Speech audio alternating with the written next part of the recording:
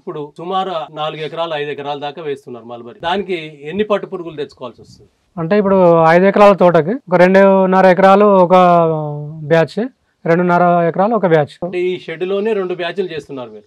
Shed continue ఉంటుంది, every month batch ఉంటుంది.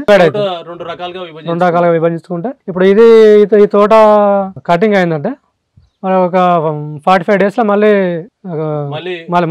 Crop ఆకు వచ్చేస్తుంది నెక్స్ట్ క్రాప్ కి. అంటే ఏ రకం బైవోల్టినా లేదా బైవోల్టిన్ వేయడానికి అంటే అంతకుముందు ఉన్న రైతులకు అనుభవాలు వేరే ఉండేవి. మరి మీరు మొదటి నుంచి బైవోల్టినే వేస్తున్నారా లేదా? మొదటి నుంచి బైవోల్టిన్ మొదటి నుంచి.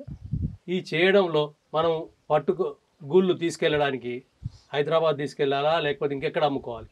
ఆ సౌకర్యం ఏమైనా సిరికల్చర్ వాళ్ళు మీకు ఏర్పాటు చేసిందా లేకపోతే చెప్పినరా? జనగాంలో ఒక మార్కెట్ ఉంది, సికింద్రాబాద్ లో ఒక మార్కెట్ ఉంది. మార్కెట్ ఉంది. జనగాం మార్కెట్ ఇప్పుడు ఏర్పడ్డది కాదు, అంటే మొదట్లో సికింద్రాబాద్ లోనే ఉండేది. మేము ఫీల్డ్ లో కష్టం కానీ జనగాం మార్కెట్.